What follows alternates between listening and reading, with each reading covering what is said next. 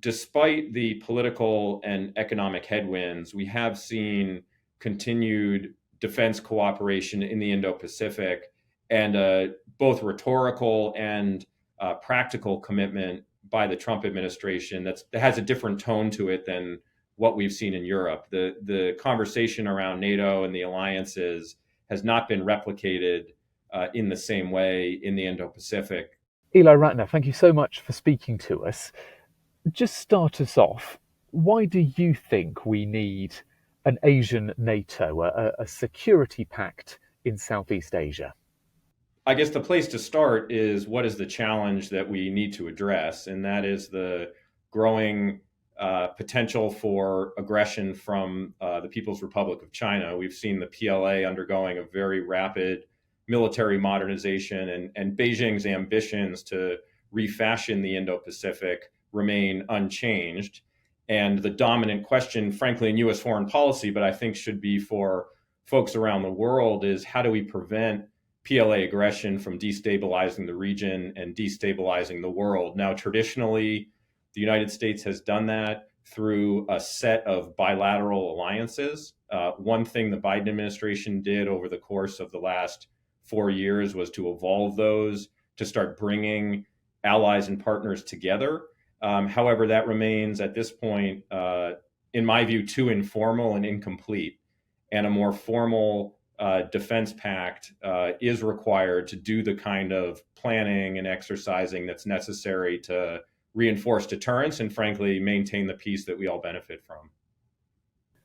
And what is the difference between those bilateral relationships, which, like you say, have been there for years and have done the job thus far? What added advantages does a collective, a multilateral security pact get you above those alliances?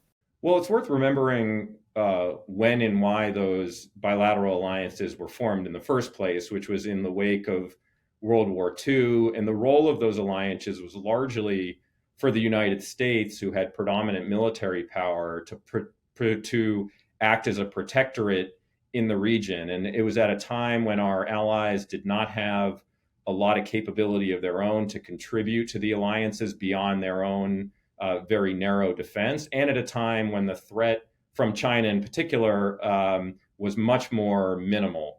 And all of that has changed. Now we have, again, a China that is threatening countries around the world. It's threatening the United States, and our allies are much more capable than they used to be. And they have much more to contribute now. And frankly, they're working together much more than they were before. So the United States already has security pacts with Australia and Japan, South Korea, and the Philippines. One of the things that's really changed is that, for instance, Japan and Australia have relationships that experts describe as alliance-like, and the same between Japan and the Philippines and Australia. And there are really great opportunities for these countries to be working together in a way that is much more, makes the whole much more than the sum of the parts than just the United States with individual relationships in a system that has been described historically as a hub and spoke system with the United States in the middle. And we ought to be leveraging the collective capabilities and geography and power of all of these countries to maintain the peace. So it's those links between all these regional powers, these sort of, you want to say, local forces that is the advantage of a collective pact. Yes, it's the collective power, the linkages between them, and these countries themselves playing a larger role in contributing to regional defense. Now, one thing I will say is that you use the term Asian NATO. That is not one that I use. One reason why is because NATO obviously has the connotation of a pan-regional organization that almost all of Europe participates in. I think that is not viable in the Indo-Pacific.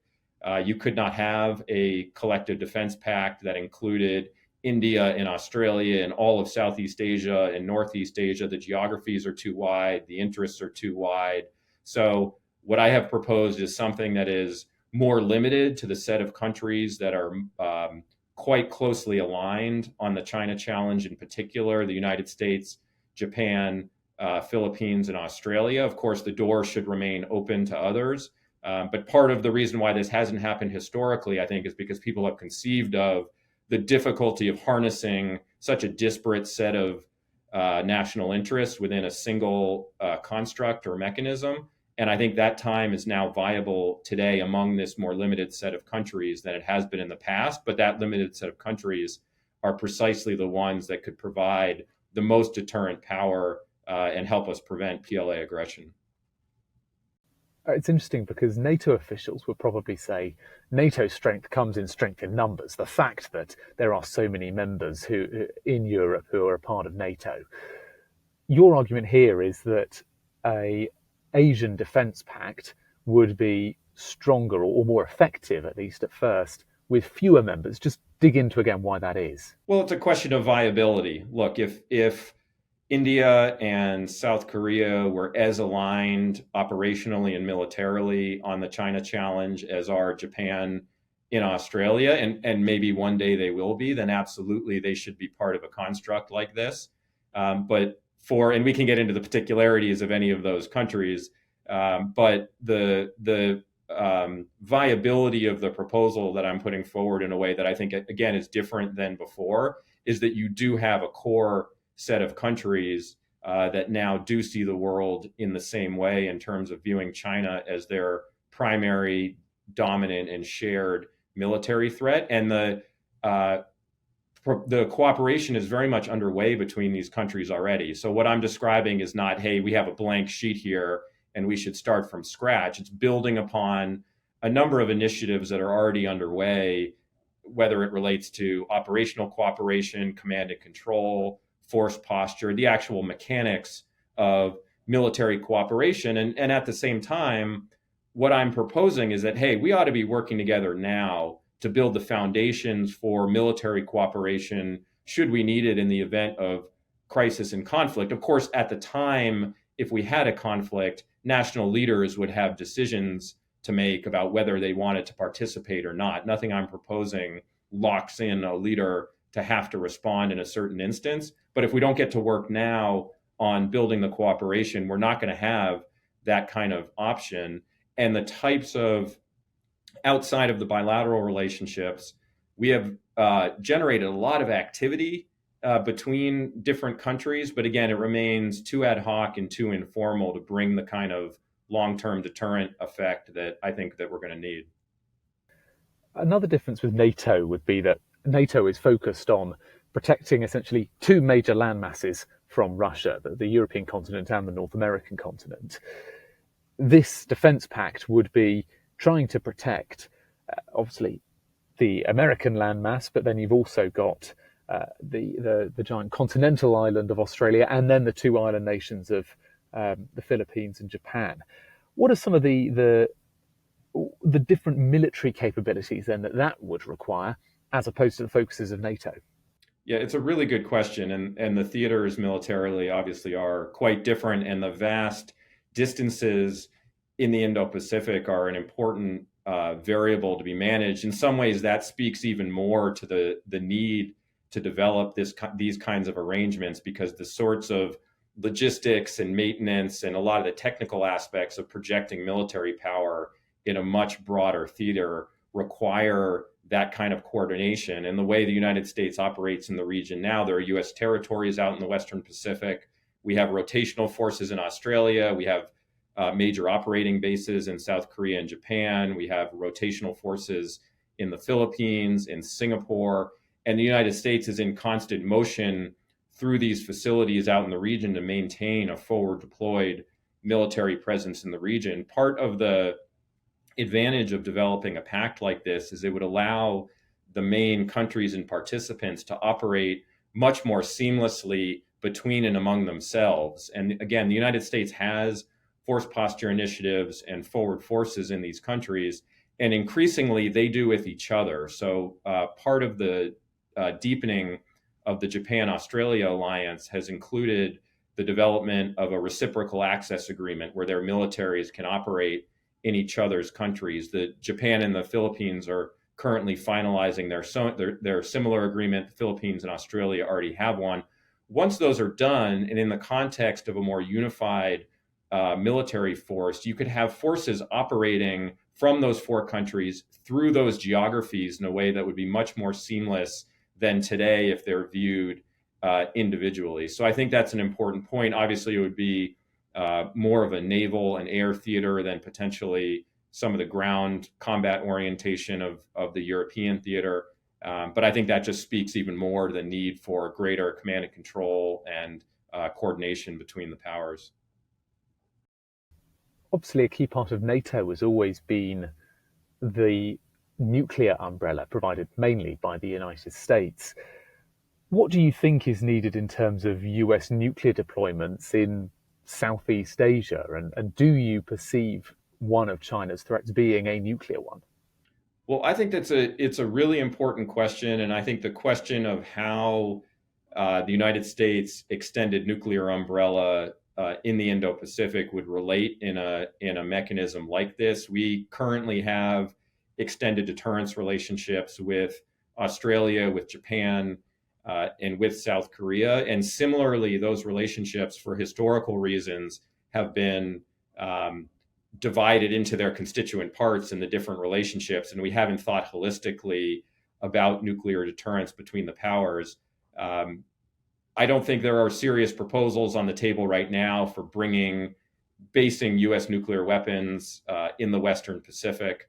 We did a lot of work on nuclear reassurance during the Biden administration, particularly with the South Koreans and also with the Japanese. And I think the goal there would be to try to strengthen conventional force cooperation and to have the U.S. nuclear umbrella in the background, not to be integrating U.S. nuclear weapons or somehow proliferating U.S. nuclear weapons out in the region. China, as you know, is in the midst of a historical expansion of its nuclear forces, the largest in peacetime history. And so they are putting pressure on the non-proliferation regime. But for now, I think nuclear deterrence holds. And that would be an important issue to talk about the ways in which conventional and U.S. nuclear forces might operate together, but certainly no proposal here to expand or introduce nuclear weapons into the region. Would you want this pact to have an element, as with NATO, of the Article 5, that the collective defence and an attack against one is an attack against all?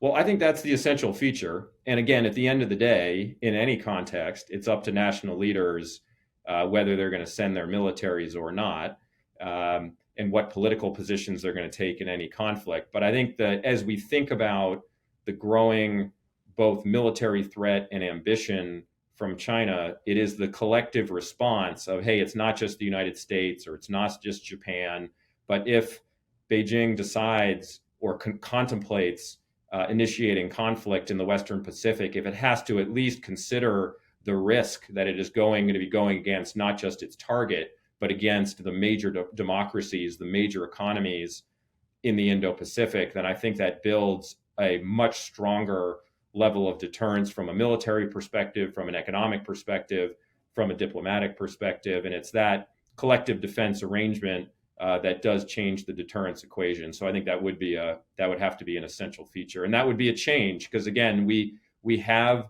those types of commitments on a bilateral basis, but a collective defense pact would require the knitting together and the mutual commitment and mutual obligation between the allies, the Asian allies themselves, like Japan and Australia. But as I said earlier, they've made a lot of progress in developing those relationships in a way that makes this much more viable today than it was in the past.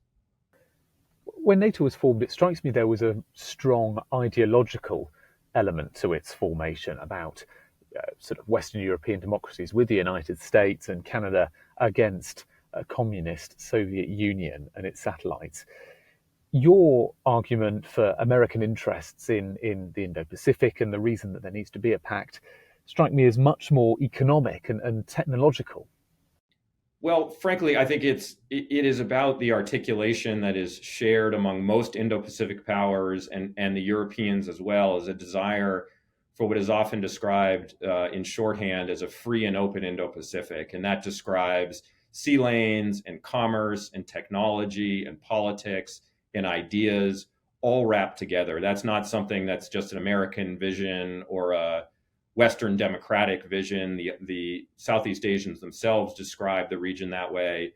as do the Japanese, the South Koreans, the Indians, the Europeans, the Australians. So I think there's a shared vision for that future, and it is one that would be deeply disrupted by Chinese aggression and destabilization. And again, that's really what we're trying to prevent here.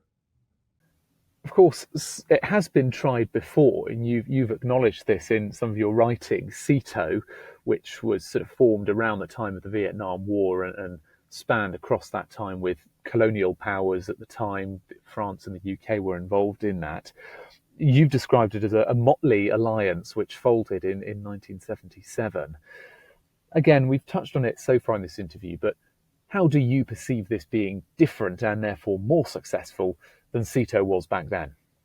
Well, one of the critical factors is the increasingly close alignment on strategic perspectives among the partners of the proposed pact. That if you look at the ways in which Australia and the Philippines and Japan and the United States are refashioning our military and defense strategies in response to the China challenge, both the strategic perspective and the forms of military modernization and reform are responding to very similar threats. And so it is not the instance as some of the challenges that we've had in the past, where you had a very disparate set of countries who maybe don't see the threats in the world quite the same way. I think you have much greater strategic alignment.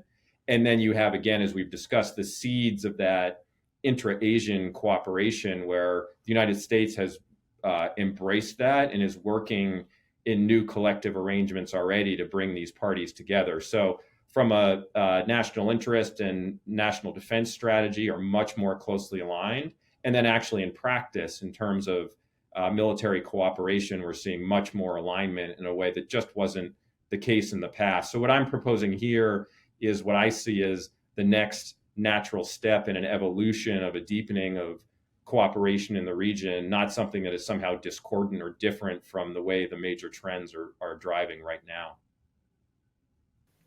And I suppose just finally, how likely do you think it is that the US will push for this next, as you call it, natural step, particularly with an administration which it seems is particularly focused on protecting American national interests, streamlining American national interests, shall we say, and trying not to get bogged down in conflicts in regions, in confrontations with superpowers, which it does not see as in America's best interests?